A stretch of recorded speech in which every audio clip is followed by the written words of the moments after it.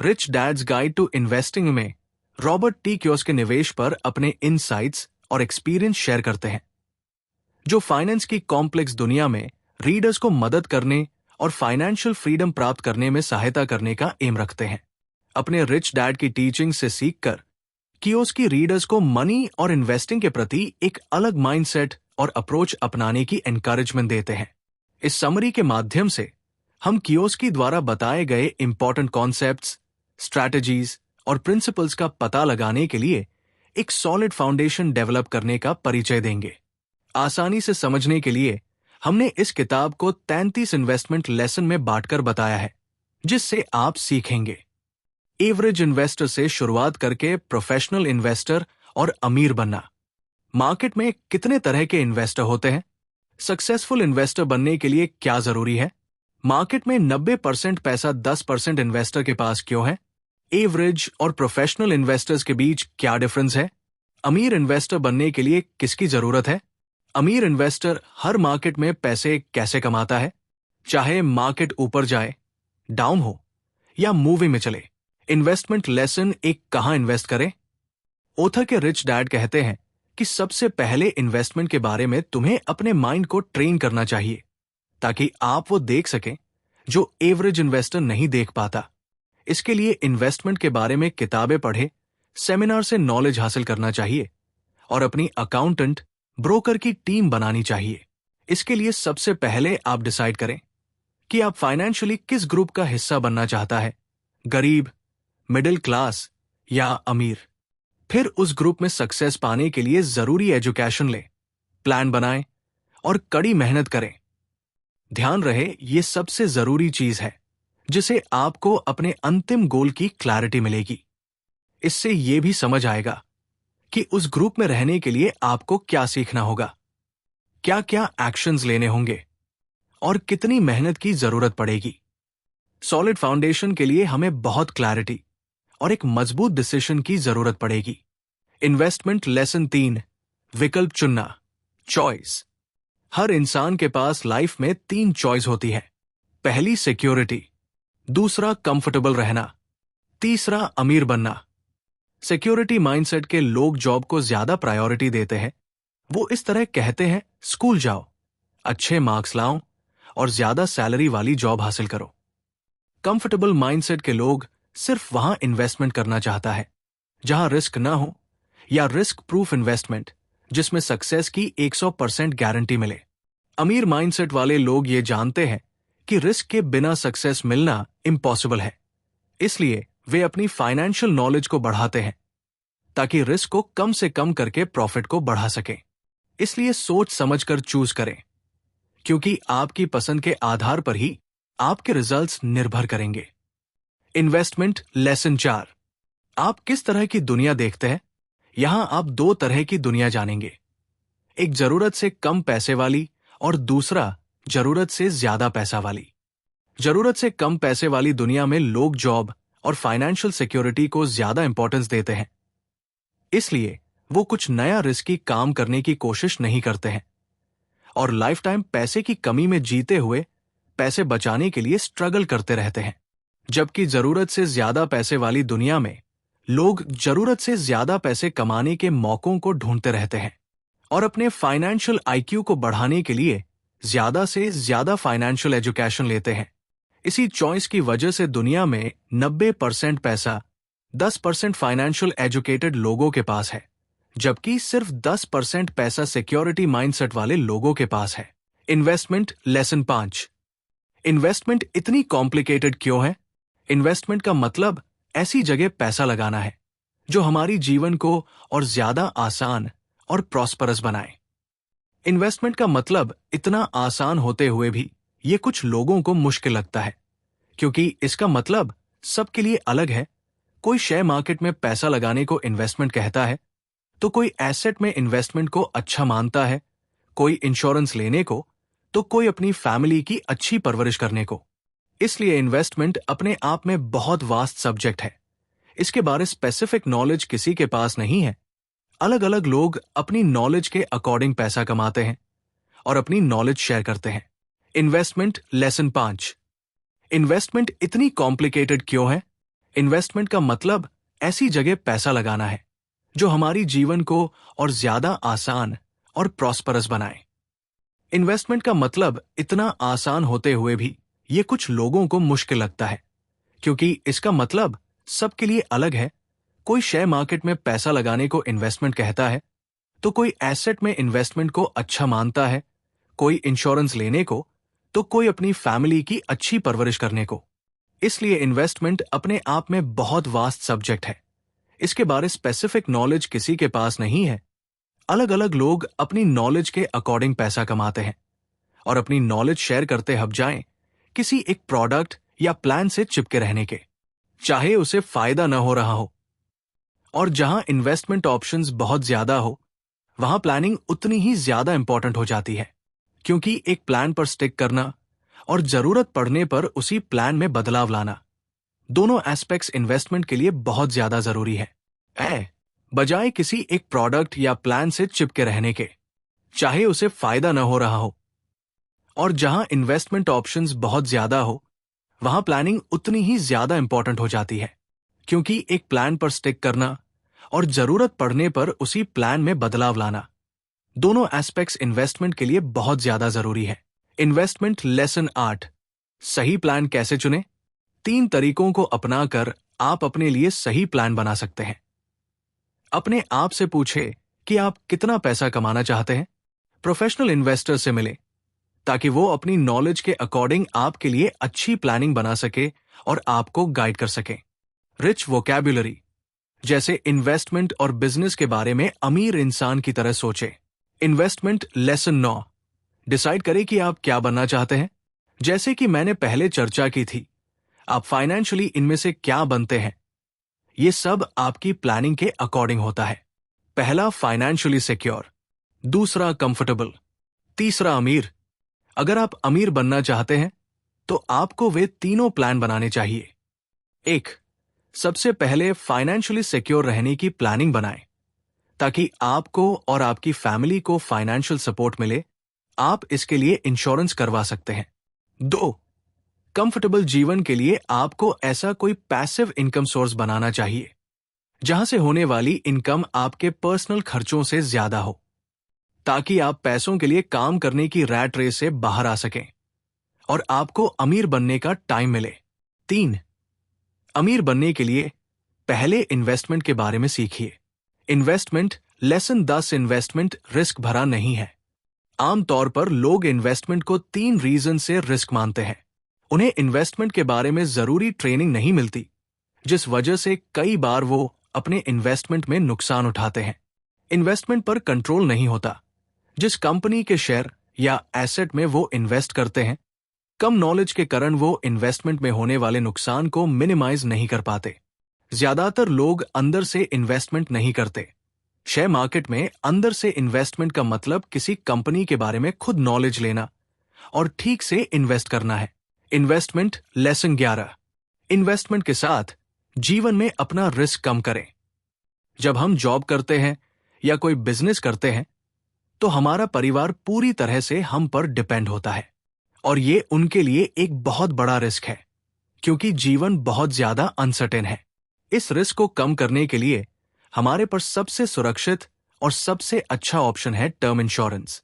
Investment lesson 12, investment के basic rules. 1, basically income कमाने के 3 तरीके होते हैं, एक्टिव इनकम, पोर्टफोलियो इनकम और पैसिव इनकम। अमीर बनने के लिए आपको ज्यादा मेहनत पैसिव और पोर्टफोलियो इनकम के लिए करनी चाहिए। 2, अपनी एक्टिव इनकम को ऐसे शेयर, बिजनेस बनाने या रियल एस्टेट खरीदने में इन्वेस्ट करें जो आपके बिना काम करके पोर्टफोलियो और पैसिव इनकम कमा कर दें। 3, इन्वेस्ट करते समय हमेशा इंश्योर करें कि आपका प्रिंसिपल अमाउंट सेफ रहे। 4, एसेट और लायबिलिटी को समझे। एसेट का मतलब वो खर्च जो आपकी जेब में पैसा लाए, और लायबिलिटी का मतलब जो आपकी जेब से पैसे निकाले। 5, प्रोफेशनल इन्वेस्टर अपने इन्वेस्टमेंट के रिस्क और रिवॉर्ड फैक्टर को एनालाइज करके रिस्क को कम करके और प्रॉफिट बढ़ाते हैं। इन्वेस्टमेंट लेसन 13, फाइनेंशियल एजुकेशन बढ़ाएं। फाइनेंशियल एजुकेशन बढ़ाने के लिए किसी कंपनी की फाइनेंशियल स्टेटमेंट्स पढ़ें, जैसे इनकम स्टेटमेंट, एक्सपेंस स्टेटमेंट्स और एसेट मेकिंग, ताकि किसी कंपनी में इन्वेस्ट करने से पहले उसकी सेल्स और मैनेजमेंट के बारे में पता चल सके। इसके अलावा अपने फाइनेंस को मैनेज करें। ऐसा करने से आपको प्रैक्टिकल नॉलेज मिलेगी। जितना ज्यादा आप नॉलेज बढ़ाएंगे, उतना ज्यादा आपको मदद मिलेगी। इसलिए ये बात इस किताब में बार बार बताई गई है। इन्वेस्टमेंट लेसन 14, फाइनेंशियल नॉलेज को आसान बनाइए। जब कोई इन्वेस्टर फाइनेंशियल स्टेटमेंट्स पढ़ने लगता है, तो एसेट और लायबिलिटी का अंदाजा लगाना आसान हो जाता है। फाइनेंशियल एजुकेशन के लिए ये 2 बातें याद रखें। पहला, कैश फ्लो आपके पास कैश ला रहा है। अपने एसेट को कैश फ्लो देने वाला बनाएं। एग्जाम्पल के लिए, आप घर के रेंट की पेमेंट करते हैं। ऐसे में आपके दिए हुए पैसे के बदले कोई फाइनेंशियल रिटर्न नहीं मिलता तो ये लायबिलिटी हुई। दूसरी, और आप एक अपार्टमेंट खरीदकर उसे किराए पर चढ़ा देते हैं। मान ले उसकी मंथली मैनेजमेंट कॉस्ट 2,000 रुपए है और मंथली रेंट 10,000 रुपए आ रहा है, तो इससे होने वाली 8,000 रुपए की एक्स्ट्रा इनकम आपके लिए कैश फ्लो बनेगी। हो सकता है अभी इसको लेने के लिए आपको लोन लेना पड़े, लेकिन जब लोन खत्म होगा तो ये हेल्प होगी। या फिर बिना लोन के घर खरीदने के बारे में सोचें। इन्वेस्टमेंट लेसन 15, गलतियों का मैजिक। मिस्टेक्स सक्सेस का एक हिस्सा है। जो गलती से बचे रहने की कोशिश करते हैं, वो इन्वेस्टमेंट और बिजनेस के बारे में जरूरी लेसन्स नहीं सीख पाते और लाइफ टाइम स्ट्रगल करते हैं। गलती ना करना ओथर के पुअर डैड की तरह है, जो ओथर से अक्सर पैसे को लेकर ऐसी बात कहते थे कि मैं कोई फाइनेंशियल रिस्क नहीं लूंगा क्योंकि मैं पैसा नहीं खोना चाहता। इसी तरह बेसिक इन्वेस्टमेंट और मैनेजमेंट की एजुकेशन नहीं लेना, सिर्फ प्रॉफिट पर ध्यान देना भी फेलियर की तरफ ले जा सकता है। दूसरी तरफ ओथर के रिच डैड फाइनेंस, इन्वेस्टमेंट, अमीर लोगों की वोकैब्युलरी सीखते हैं और अननोन फील्ड्स को ट्राई करते रहते थे। छोटी छोटी गलतियां करने से नहीं डरते थे, उनसे सीखते और अगली बार बेहतर परफॉर्म करते थे। इन्वेस्टमेंट लेसन 16, अमीर बनने की कीमत। अगर कोई इंसान सोचता है कि पैसा कमाना मुश्किल है, तो उसके लिए ये झूठ भी सच है। दूसरी तरफ कोई सोचता है दुनिया में बहुत सारा पैसा मौजूद है और मुझे अपनी फाइनेंशियल एजुकेशन बढ़ाने की जरूरत है ताकि मैं मनचाही इनकम कमा सकूं, ये बात भी उसके लिए सच है। क्योंकि जैसा आप इस दुनिया को मानते हैं, दुनिया वैसी ही है। ऐसा माइंडसेट डेवलप करने के लिए हम्बल बने, लोगों की सेवा की भावना से काम करें और ज्यादा लोगों को सर्व करें और ज्यादा लोगों की प्रॉब्लम्स को सॉल्व करें। ऐसा करने से बदले में आपको अच्छी पेमेंट मिलेगी और आपके लिए अमीर बनना आसान और तेज हो जाएगा। जितनी जल्दी हो सके 3 ES को हासिल करें। पहला E, एजुकेशन। दूसरा है E, एक्सपीरियंस।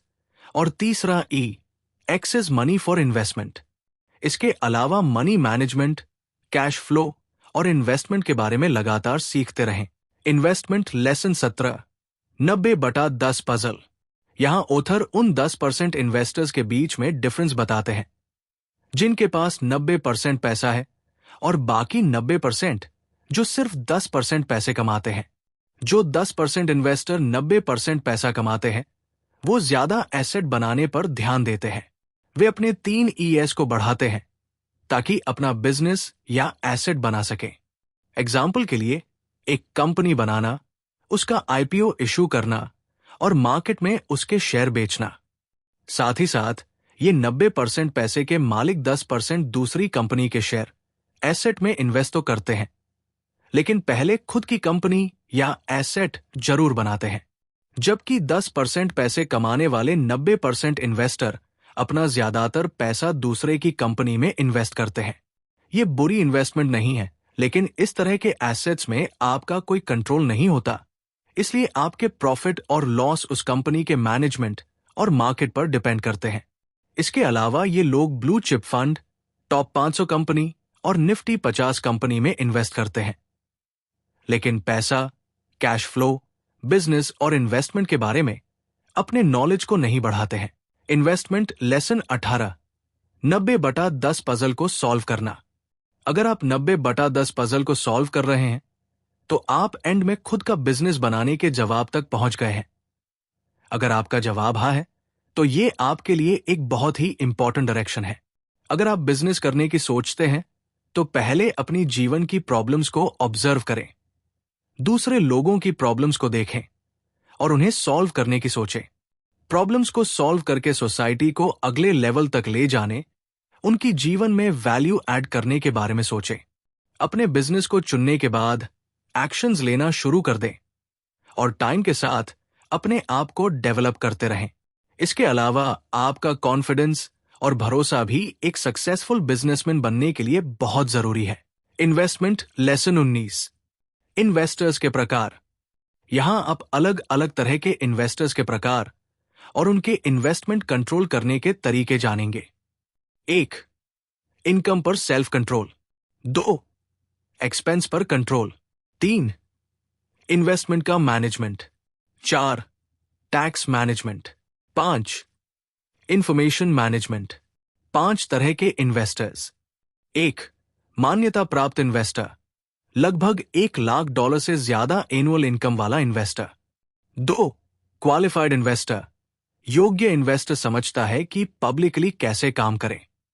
इसको आउटसाइड इन्वेस्टर के रूप में भी जाना जाता है। 3. म्यूचुअल इन्वेस्टर, इनके पास 3 ES होते हैं और ये इन्वेस्टमेंट की दुनिया को समझते हैं, जैसे टैक्स, कॉर्पोरेट लॉज का इस्तेमाल करके कैसे टैक्स को कम किया जाए। 4. इनसाइडर इन्वेस्टर, ये कंपनी मैनेजमेंट के अंदर बना रहता है, उन्हें जानता है और उनके डिसीजंस पर इंपैक्ट डालता है। एक सक्सेसफुल इन्वेस्टमेंट के लिए इंटरनल इन्वेस्टमेंट का गोल बनाना चाहिए। 5. फाइनल इन्वेस्टर, फाइनल इन्वेस्टर एक सक्सेसफुल बिजनेस का मालिक होता है। Investment lesson 20। मान्यता प्राप्त इन्वेस्टर। जैसा कि हमने पहले चर्चा किया कि मान्यता प्राप्त इन्वेस्टर ज्यादा इनकम वाला इन्वेस्टर होता है। मान्यता प्राप्त इन्वेस्टर अलग अलग देश के अकॉर्डिंग अलग अलग है। फॉर एग्जाम्पल, अमेरिका में $2 लाख एनुअल इनकम वाला इन्वेस्टर माना जाता है। मान्यता प्राप्त इन्वेस्टर के पास बहुत पैसा होता है, लेकिन उनके पास इन्वेस्टमेंट के बारे में ज्यादा नॉलेज नहीं होती। 3 ES के बारे में बात करें तो उनके पास एक्स्ट्रा इनकम होती है, जबकि बाकी चीजों की कमी होती है। यहां ज्यादा रिस्क वाले इन्वेस्ट भी कर देते हैं। Investment lesson 21।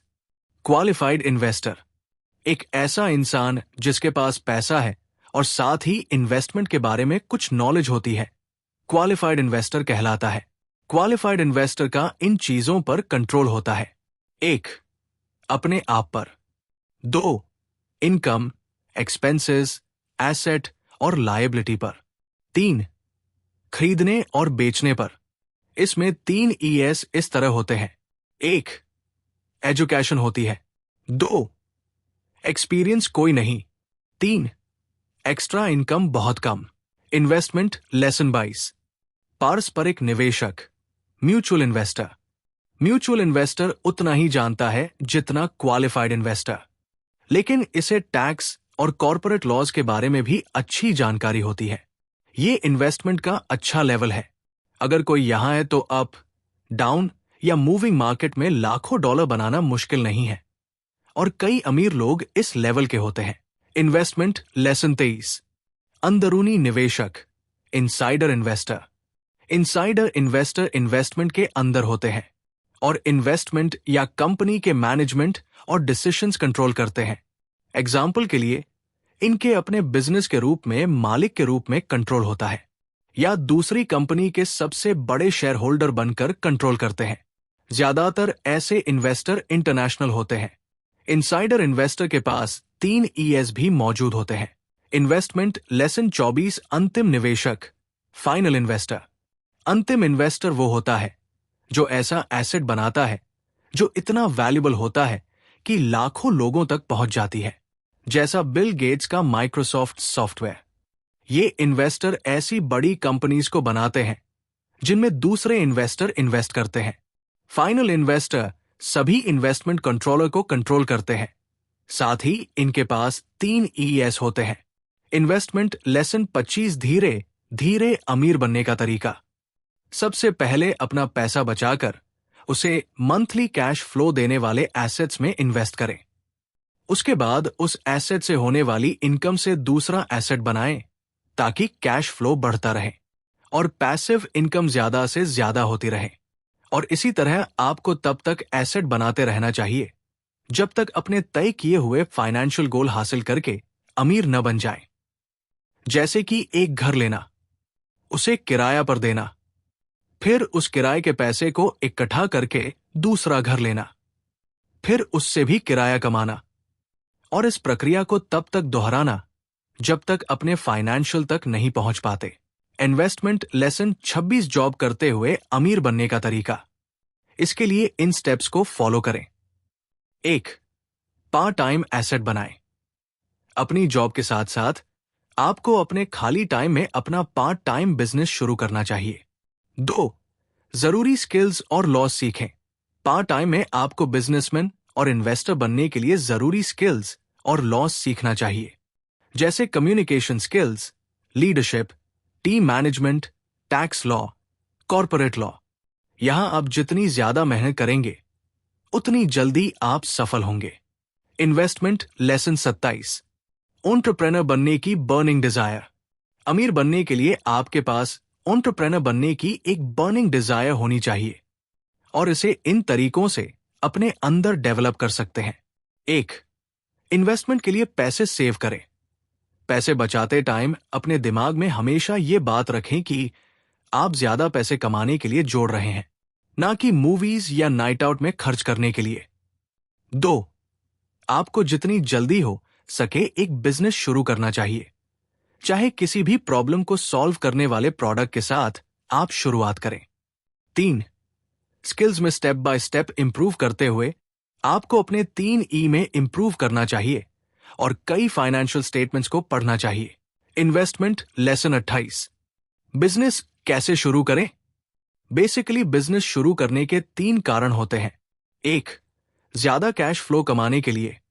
इसके लिए आप कोई बिजनेस बिल्ड करके या कोई प्रॉपर्टी रेंट पर देकर उससे मंथली कैश फ्लो कमा सकते हैं। 2. इसे बेचने के लिए। इसके लिए आप बिजनेस बिल्ड करके उसे बेच दें ताकि उससे मिले पैसों से आप ज्यादा कैश फ्लो देने वाले एसेट में इन्वेस्ट कर सकें। 3. बिजनेस बनाएं और इसे पब्लिक करें। इसके लिए आप एक सोशल प्रॉब्लम सॉल्व करने वाली कंपनी बनाएं। उसके लिए आईपीओ इशू करें ताकि जब कोई आपकी कंपनी के शेयर खरीदे तो आपकी इनकम जनरेट हो सके। तो बिजनेस शुरू करने से पहले आपको इनमें से अपना रीजन चुनना होगा और उसके अकॉर्डिंग हाई प्लानिंग करनी होगी। Investment lesson 28। बिजनेस कैसे शुरू करें। बेसिकली बिजनेस शुरू करने के 3 कारण होते हैं। 1. ज्यादा कैश फ्लो कमाने के लिए। इसके लिए आप कोई बिजनेस बिल्ड करके या कोई प्रॉपर्टी रेंट पर देकर उससे मंथली कैश फ्लो कमा सकते हैं। 2. इसे बेचने के लिए। इसके लिए आप बिजनेस बिल्ड करके उसे बेच दें ताकि उससे मिले पैसों से आप ज्यादा कैश फ्लो देने वाले एसेट में इन्वेस्ट कर सकें। 3. बिजनेस बनाएं और इसे पब्लिक करें। इसके लिए आप एक सोशल प्रॉब्लम सॉल्व करने वाली कंपनी बनाएं। उसके लिए आईपीओ इशू करें ताकि जब कोई आपकी कंपनी के शेयर खरीदे तो आपकी इनकम जनरेट हो सके।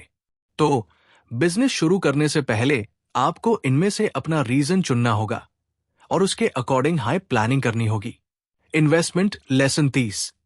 संचार प्रबंधन, कम्युनिकेशन मैनेजमेंट। आपको अपनी कंपनी का इंटरनल और एक्सटर्नल कम्युनिकेशंस अच्छी तरह से मैनेज करना चाहिए। एक्सटर्नल कम्युनिकेशंस में ये सब शामिल होते हैं: बिक्री, सेल्स, वितरण, डिस्ट्रीब्यूशन, ग्राहक सेवा, कस्टमर सर्विस, निवेशक संबंध, इन्वेस्टर रिलेशनशिप, सार्वजनिक संबंध, पब्लिक रिलेशनशिप। और इंटरनल कम्युनिकेशन में ये शामिल है: अपनी पूरी टीम के साथ सक्सेस और फेलियर को शेयर करना, एम्प्लॉयज के साथ रेगुलर मीटिंग्स, एडवाइजर्स के साथ regular communication, human resource policies. Investment lesson 31। System management. आपको एक ऑटोमेटिक और हर पर्सन की स्पेसिफिक जिम्मेदारियों को क्लियरली डिफाइन करने वाला सिस्टम बनाना चाहिए। आपके सिस्टम में ये शामिल होना चाहिए: daily office operation systems, product development systems, manufacturing and inventory systems, order processing systems, billing or accounts receivable systems, customer service systems, accounts payable systems, marketing systems, human resource systems, general accounting systems, general corporate systems, physical location management system, investment lesson 32। कानूनी प्रबंधन। आपको अपने जरूरी legal documents बनाने चाहिए, क्योंकि ये documents आपको इंटेलेक्चुअल प्रॉपर्टी के लिए स्पेसिफिक सिक्योरिटी और ऑनरशिप प्रोवाइड करेंगे। इस तरह की सिक्योरिटी के बिना आप सब कुछ खोने का रिस्क उठा सकते हैं। एक बार जब आप अपने इंटरेस्ट्स को सिक्योर कर लेते हैं, तो आप इसे दूसरों को लाइसेंस या फ्रेंचाइजी के रूप में बेच सकते हैं। इससे आपको रॉयल्टी इनकम कमाने का मौका मिलेगा। कुछ फील्ड में आपको अपने लॉ पर्सन से डिस्कशन करके मदद लेनी चाहिए, जैसे corporate, consumer laws, intellectual property law, shareholder law etcetera. Investment lesson 33। उत्पाद प्रबंधन। कंपनी का प्रोडक्ट जिसे फाइनली बायर खरीदता है, बीआई ट्रायंगल का सबसे आखिरी फैक्टर है। यह सबसे जरूरी हिस्सों में से एक है। इसकी वजह से ही कैश फ्लो आता है और कंपनी चलती है। इसलिए अपने प्रोडक्ट्स को हमेशा कस्टमर ओरिएंटेड बनाते रहें। इसी के साथ बीआई ट्रायंगल में एक आपका बिजनेस सिस्टम, जो प्रोडक्ट को बनाकर कस्टमर तक पहुंचाता है और प्रॉफिट कमाता है, उसे ठीक से चलाने की भी जरूरत है। जैसे हो सकता है कि हम में से बहुत से लोग मैकडॉनल्ड्स से अच्छा बर्गर बना लें, लेकिन शायद कुछ लोग ही उससे अच्छा सिस्टम बना पाएंगे।